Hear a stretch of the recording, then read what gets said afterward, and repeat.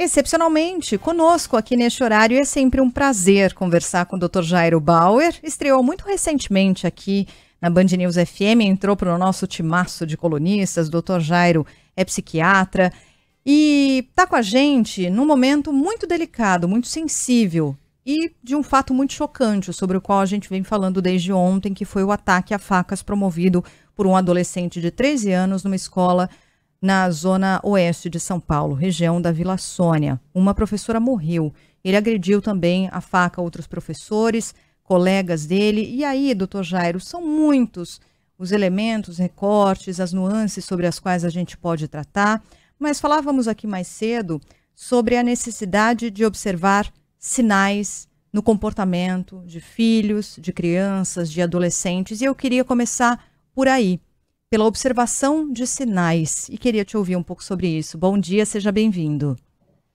Bom dia, Sheila. Bom dia, Carla. Bom dia a todos os ouvintes da Band News FM. E, Sheila, eu acho que é um sinal muito importante, né? É um recado muito importante, na verdade, a gente perceber esses sinais de mudança de comportamento dos filhos, né?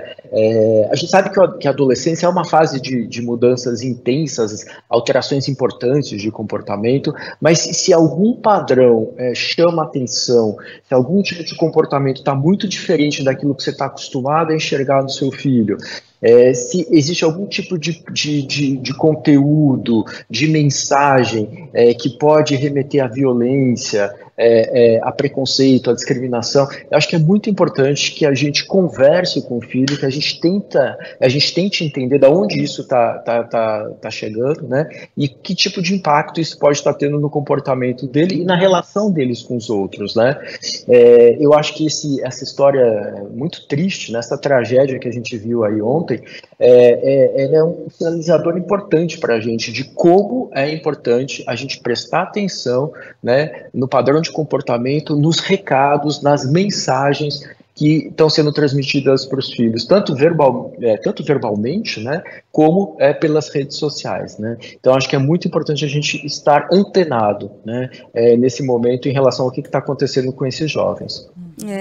Adolescência e pré-adolescência são marcadas, né, normalmente por uma revolta que vem, uma mudança mesmo de, não vou dizer de personalidade, mas de comportamento, muitas vezes, e como é que os pais podem se aproximar dessas pessoas jovens que estão em formação, doutor? É com acolhimento, bater de frente não adianta muito, né? Carla, eu acho que hoje a gente tem que estar... isso que você falou é absolutamente verdadeiro, né? Quer dizer, a gente tem essas oscilações de comportamento, a gente tem essas mudanças, né? O jovem se preparando para a vida adulta, ele entrando em contato com outros modelos, com outras possibilidades de relacionamentos, de histórias de outras famílias, de outros jovens. Ele se distancia um pouco do modelo que ele tem na casa dele, que ele tem trabalhado com os pais dele, para, de alguma forma, entender outras possibilidades, outros caminhos, outros modelos. Então, é muito importante, né, que os pais se aproximem ao perceberem essas mudanças, ao perceberem essas diferenças, né, e eu costumo dizer, né, o diálogo é a moeda de troca mais importante que a gente tem, né, e diálogo pressupõe a gente poder ouvir, né, não aquilo que a gente quer, aquilo que realmente está acontecendo, né, e a gente poder falar aquilo que a gente quer, né. Então eu acho que essa troca é muito importante, né. A gente percebe que nas casas em que falta essa comunicação, que falta esse diálogo, falta isso que a gente chama de escuta atenta, né, de alguma forma a gente perde a oportunidade de estar acompanhando, de estar monitorando esse comportamento dos jovens, né. E as oscilações são muito grandes hoje em dia, né? As fontes de influência são muito diversas e são muito amplas, né? Quer dizer, ele entra na internet, ele entra nas redes sociais, ele pode falar com gente de outros lugares do mundo, ele pode se afiliar a grupos, ele pode, de alguma forma, trocar com pessoas que ele nem conhece, que ele nunca viu na vida, ele pode ser impactado, né, por jogos, por propostas.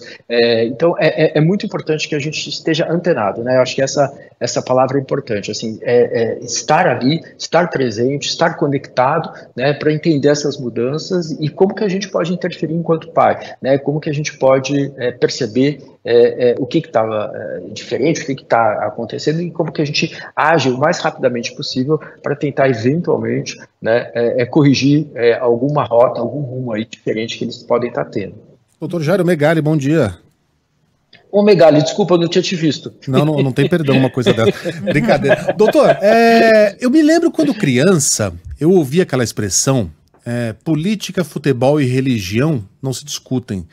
E eu não entendia, eu só entendia pro lado do futebol, porque a gente toda hora brigava, rolava no chão, se pegava no braço por causa de futebol. Mas religião e política eu não entendia por que isso despertava paixões, porque eram coisas adultas, não faziam parte do nosso universo.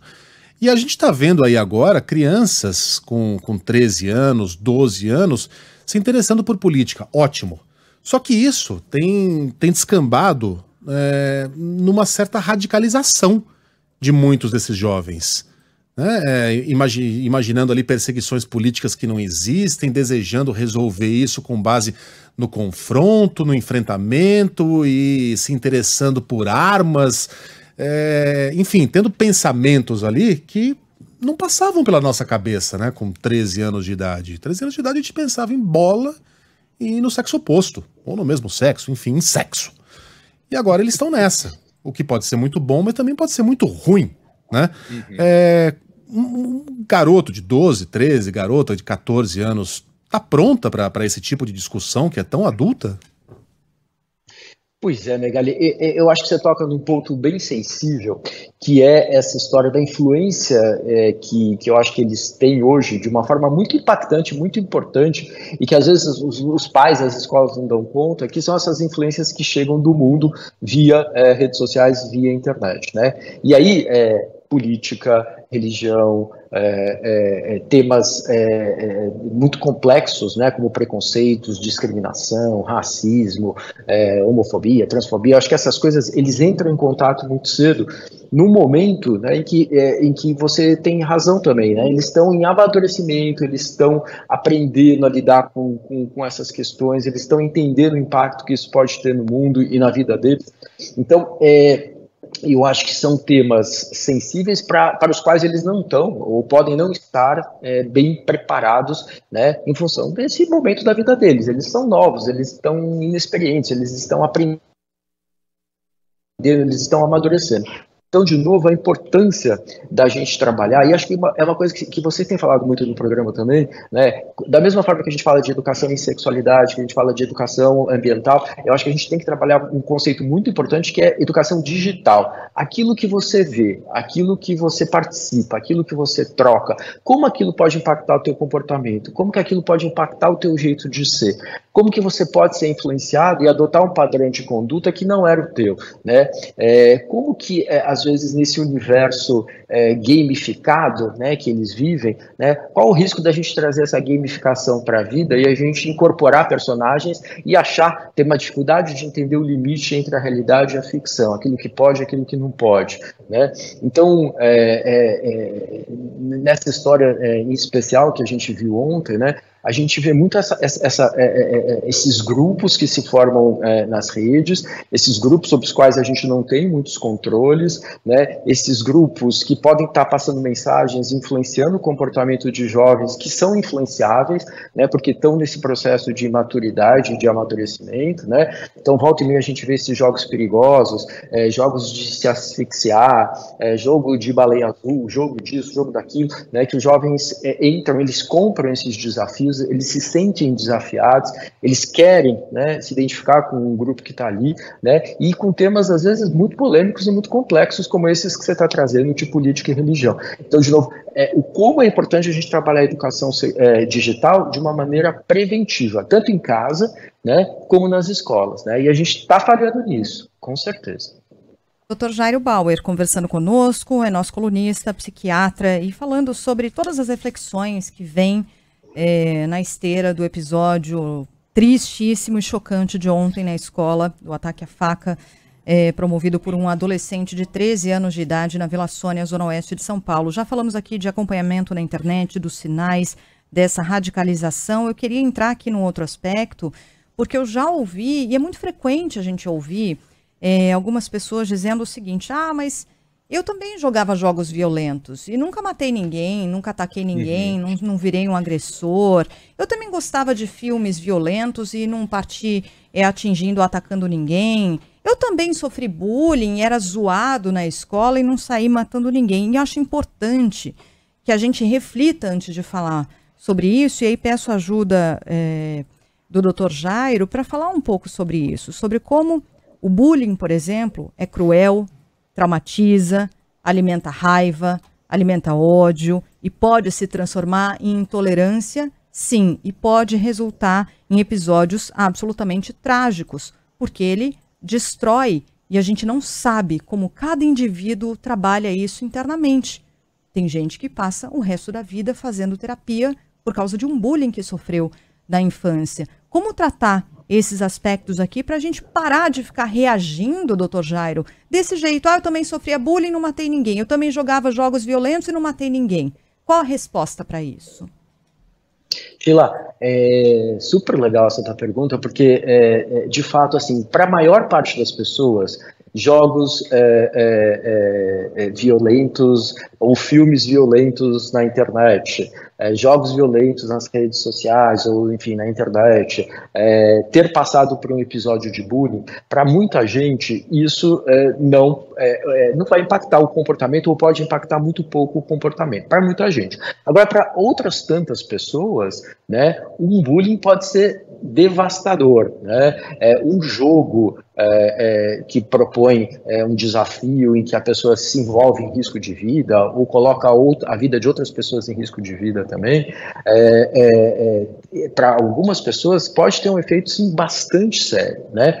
Então, assim, acho que o primeiro ponto é assim, as pessoas são diferentes, em alguns momentos da vida, as pessoas podem estar mais vulneráveis a esse tipo de influência. Esse é o ponto número 1. Segundo ponto, tem pessoas, e tem muitos jovens, que têm transtornos, né, que têm transtornos de personalidade, que têm transtornos de comportamento, que têm transtornos de conduta, e para esses jovens, né, que têm alguns desses quadros, ou que podem enfrentar alguns desses quadros, né, essa influência, esse impacto pode ser bastante complicado, bastante perigoso, como a gente viu ontem, né?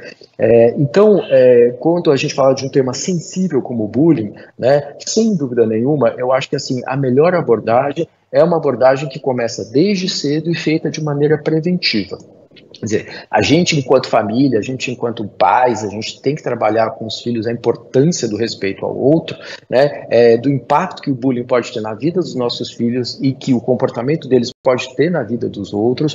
Bullying gera bullying, violência gera violência. Então esse é um conceito que a gente tem que trabalhar em casa. As escolas também têm que se ocupar dessa discussão, Sheila. Tem um método muito legal que foi desenvolvido na Escandinávia, depois também de um atentado grande que aconteceu numa escola de lá, que chama Kiva, né?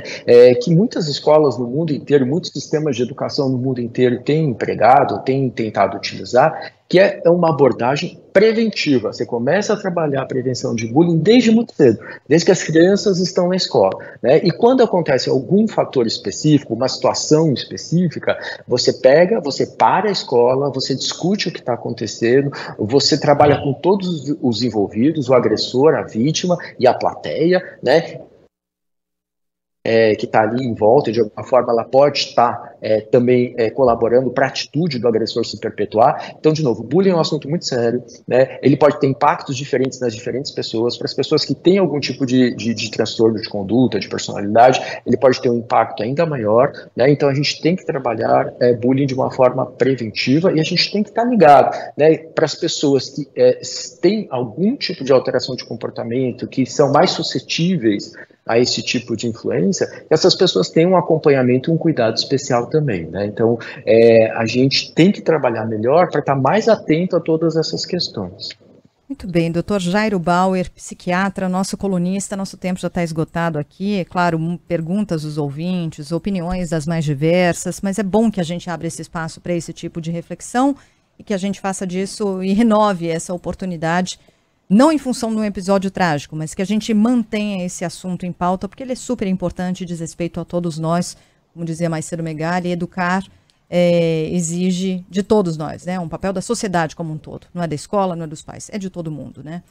Doutor Jairo, obrigada pela entrevista, pelas orientações e até uma próxima. Obrigado, Sheila, Carla, Megali, a todos os ouvintes da Band News FM. Até mais. Um abraço.